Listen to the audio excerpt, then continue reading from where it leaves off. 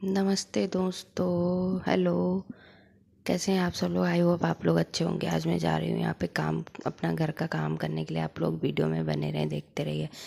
आज मैं अपने घर में कपड़े तय कर रही हूँ, क्योंकि यहाँ पे 3-4 दिन से मैं कपड़े धुल के रखी थी, तो तय नहीं कर पाई थी क्योंकि मेरी तबीयत नहीं ठीक थी। इसीलिए यहाँ पे ये देखिए, मैं यही बता रही हूँ कि तबीयत मेरी ख़राब है, 3-4 दिन से कपड़े धुल के रखी हूँ। हालत मेरी नहीं ठीक थी, इसीलिए मैं वीडियो भी नहीं बना रही हूँ। आप लोग अपना प्यार और सपोर्ट बनाए रहिए प्लीज़, मुझे भी सपोर्ट करिए।